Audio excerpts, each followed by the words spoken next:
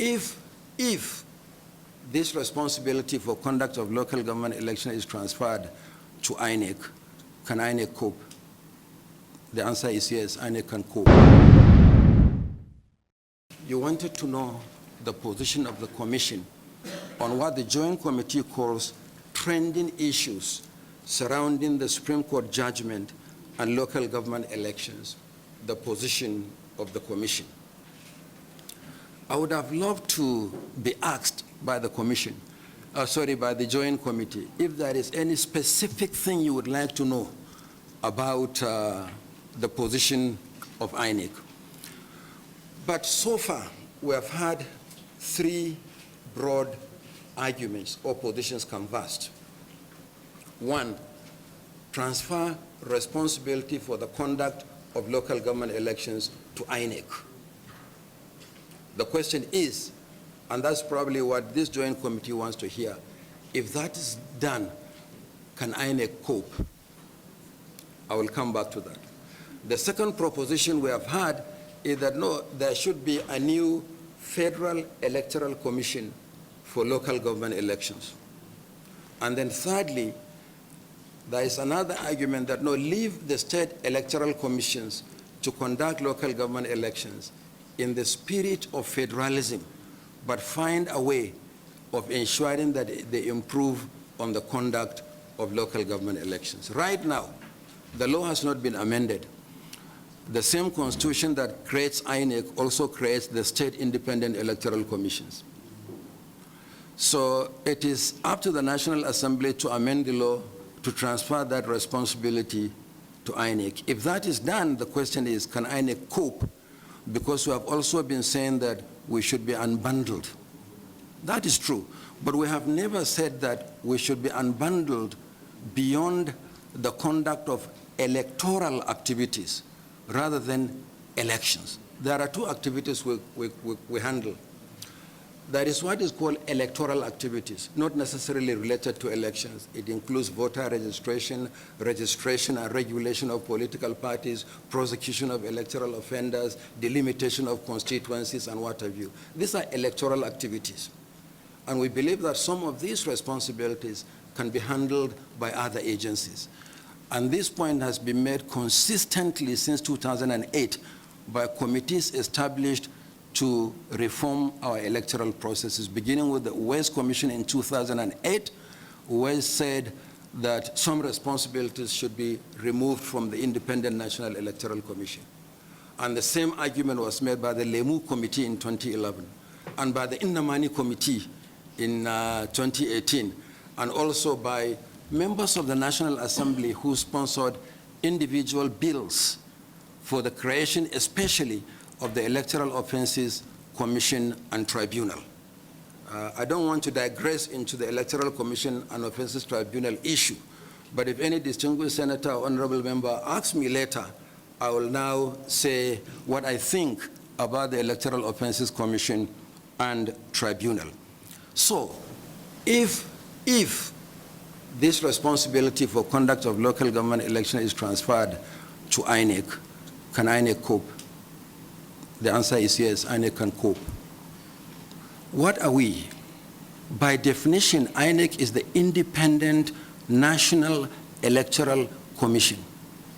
But right now, we do national elections, we do state elections, we do local government elections.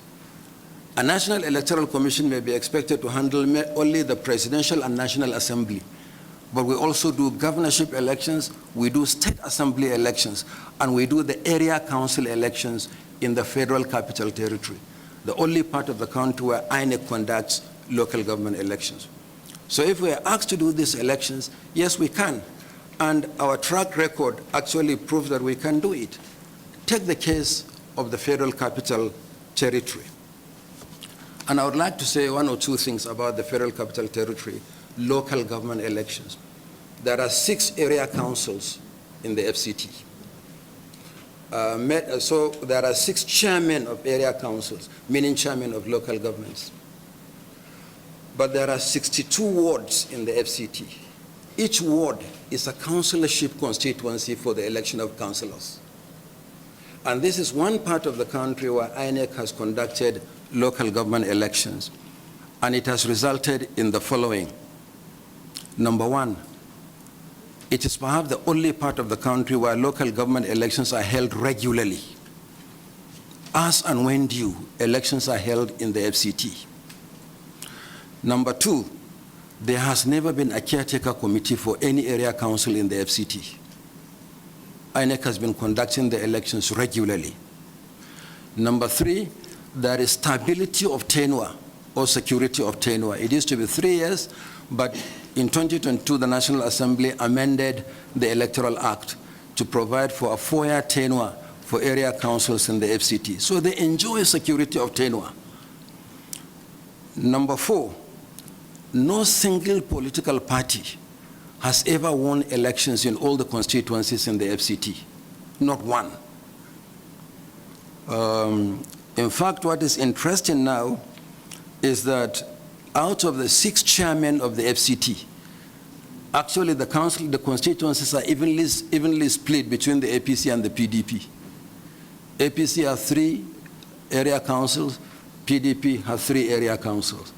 In fact, what is equally very interesting for me for the FCT is that, take the 6 area councils, you have the most urban area councils, Amak and Buari. And then you have the most rural, which is Kuje. You travel on a motorcycle for hours actually to get to the last polling unit, because some people think that the FCT is just like Buari and Gariki and Metama and Kuje. No, Kuje is a territory. So Kuje is actually one of the most rural. The opposition party right now, which is the PDP, won in Amak, won in Buari, 2 of the most urban area councils, and won in Kuje, the most rural area council. The APC won in Gwagwalada, in Abaji, and Kwali. But interestingly, even in Gwagwalada, where the APC, the ruling party, won, PDP took 6 out of the 10 councillorship constituencies. So there has never been any election where one party has dominated everything in the area councils. If you take the councillorship election, it's very interesting indeed. 62 councillors in the FCT. APC has 19, which is 30.6%. PDP won in 43 councillorship constituencies, which is 60.4%. So with this is perhaps what has been encouraging many Nigerians to say that if INEC is saddled with the responsibility of conducting local government elections, the same thing will be replicated, and it's good for our democracy. But as I said, the same section of the Constitution that creates INEC also creates the SAICs. So until the Constitution is amended and you transfer the responsibilities to the Commission, this is what our position is. In any case, if you transfer local government elections to INEC, what it means is that you are going to transfer almost 1,000, no, not 1,000, 10,000 constituencies to INEC. We have 8,809 wards. Each ward is a councillorship constituency. We have 774 local government areas, and each local government has a chairman. So if you add this to the existing 1,591 constituencies where INEC conducts elections, it's well over 11,000 constituencies. But the elections may not be held all in one day. So this is what we do at present. INEC conducts elections at polling unit level. The first layer of collation is the ward. And the wards are actually the councillorship constituencies. So once we move to the ward level, we just appoint a returning officer to make returns at that level for councillorships. And you move to the local government, then you make return for the chairmanship election. And in that case, you also make return for some members of the House of Representatives and State Assembly. You go to the state and you make return for the state governors. And then at the national level, you make returns for the presidential. So in terms of capacity to do it, INEC can do it. We have been doing it in the Federal Capital Territory. We have no issues. But if the decision of the National Assembly is to amend the Constitution to settle INEC with that responsibility, then we need an engagement with the National Assembly. There are certain consequential amendments that have to be done for us to be able to handle those additional responsibilities. For instance, who is going to fund the 10,000 new constituencies that INEC will be saddled with? So there is need for a discussion to determine who is going to fund it. Will the federal government continue to fund the elections for the states? So I have had so many propositions, but these are matters that we need to discuss. And secondly, distinguished senators, honorable members, you have to do something about the conduct of by-elections. If INEC is saddled with additional 10,000 constituencies, and I just reeled out the statistics for by-elections for just federal and state constituencies in the last 1 year, if you have 10,000 constituencies, we'll probably be doing by-elections every week. Who is going to fund the by-elections? INEC has its own suggestions that we are going to put forward to the National Assembly on the conduct of by-elections.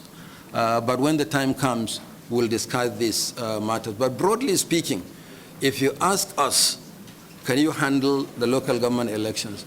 We'll say, yes, we can handle the local government elections. When is it going to happen? When you amend the law and empower the commission to do so. Thank you, distinguished senator. Thank you, honorable members.